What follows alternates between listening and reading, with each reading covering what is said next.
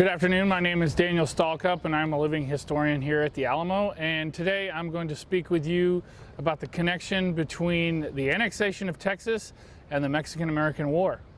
Although there were many options for Texas that could be discussed, the ones that I'm primarily going to focus on are the two main options that surfaced at the Constitutional Convention of 1845. Okay, that is the pro-U.S. annexation plan or the independence plan, which was brokered by England. Now, despite what many people think, annexation or independence was never for sure a solid deal when it came to Texas. Okay? We all know that March 2nd, 1836, Texas declares its independence from Mexico, and it wins its independence after the Battle of San Jacinto on April 21st, 1836. Okay, now, almost immediately after the revolution, Texas petitions the Jacksonian government for annexation. They shoot it down because of the uneasy relationship that Texas has with Mexico. In 1837, the Van Buren administration is also petitioned by Texas for annexation again, and they're shot down for the same reasons. Another reason that they are shot down is because Texas would throw off the balance between slave and free states.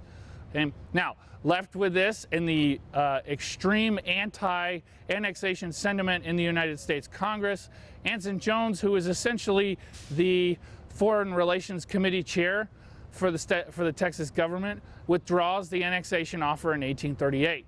Now he's forced to look elsewhere. Where does he go? He goes across the Atlantic Ocean to France and Europe. Okay. Now, by the early 1840s, that plan starts beginning to gain some traction. And in fact, in early 1843, the United States government starts noticing European influence in Texas. And this spurs on the United States to become involved in the annexation question again. John Tyler proposes a bid to annex Texas in Congress in the summer of 1843, but it's once again shot down. Now, the reason for this is because England had brokered a deal between Texas and Mexico where if Texas agreed to remain independent as an independent republic, Mexico would recognize Texas to the Rio Grande and all parts in between. Okay. Now, Anson Jones, having this, did not feel comfortable proposing just this plan. He wanted to wait until he had a pro-annexation plan in place. Now, after Tyler's plan is shot down, this makes the Texas presidential election's primary focus on the issue of annexation. Anson Jones is inaugurated on December 9th, 1844, but has no real hard stance on the issue. He wants to wait for both plans to be presented to the Texas people. In fact, he felt that he didn't have the right to choose the nationality for Texas without having both plans. Okay. With that being said, in 1844, President Polk gets elected as the President of the United States, and he runs on a pro-annexation position. Now, the United States plan would admit Texas as a state, okay, would make Texas subject to all the laws of the United States. More importantly, would allow Texas to keep its land, its public land. Okay, now that's just a summary of the annexation deal. There's a lot more that goes into that, but the three main points that come out of the plan are that. Okay, so that being said, in April of 1845, Anson Jones, the newly elected the president of Texas, summons a special session of Congress on the issue of annexation. Now, the Texas Congress is still very much in favor of that.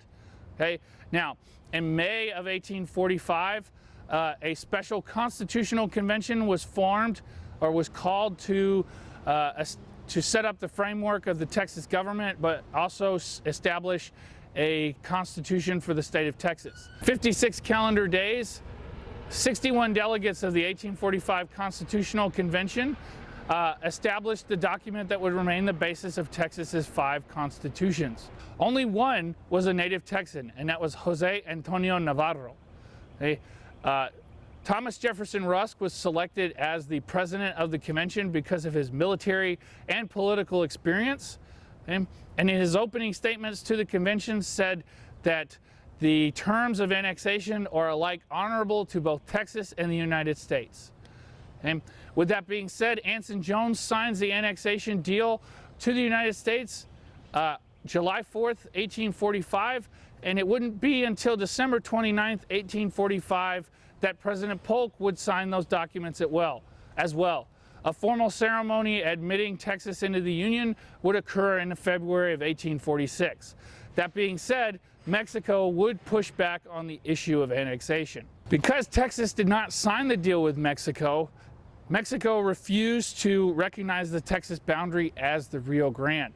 Okay, it had only recognized it as far as the Nueces. Okay, and the land between the Rio Grande and the Nueces was known as the Nueces Strip. Now, in the summer of 1845, President Polk sends an envoy to Mexico City to negotiate for the purchase of the Nueces Strip and lands possibly further west, such as New Mexico and California. And he also orders General Zachary Taylor to march his army to Corpus Christi. Now, Taylor's purpose in Corpus Christi is to protect Texas from an invasion, but it's also to create a show of force, hoping to encourage Mexican officials to settle the issue, to settle over Texas, and possibly encourage them to sell more land. However, Mexico, officially never recognizing Texas independence, feared that negotiations would only bring further humiliation. Now, to make matters worse, a strong pro-war regime led by General Mariano Paredes, he seizes power of the Mexican government because in Mexico many people are afraid of what would happen if Mexico re-entered negotiations with the United States. In late February of 1846, Polk orders General Taylor to march to the Rio Grande and begin building a fort known as Fort Texas. He also establishes a supply base at present-day Port Isabel.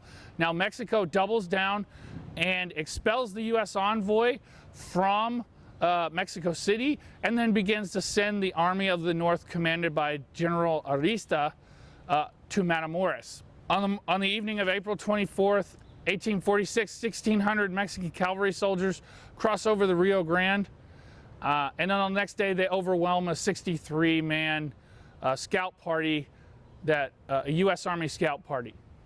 Now, after this engagement, both the Mexican Army and the American Army position themselves on a collision course, and on May 8th of 1846, General Arista's Army of the North, which had 3,200 men, clashed with General Taylor's 2,300 men at a place known as Palo Alto, marking the first battle of the Mexican-American War. Okay. Taylor's army is able to defeat Arista's army, forcing them to withdraw to a place known as Resaca de la Palma, which on the next day, Taylor again attacks the Mexican army at Resaca de la Palma, and in Taylor's own words, it was a complete victory with many Mexican equipment and soldiers captured, as well as Mexican soldiers killed. Okay. Arista retreats back across the Rio Grande, and on May 13th, 1846, the United States government declares war on Mexico. And by September of 1847, Mexico City falls, and on February 2nd of 1848, the Treaty of Guadalupe Hidalgo is signed, which settles the issue of Texas sovereignty. The Texas Revolution began the process for Texas independence and sovereignty, but annexation and the armed conflict known as the Mexican-American War would settle the issue of sovereignty.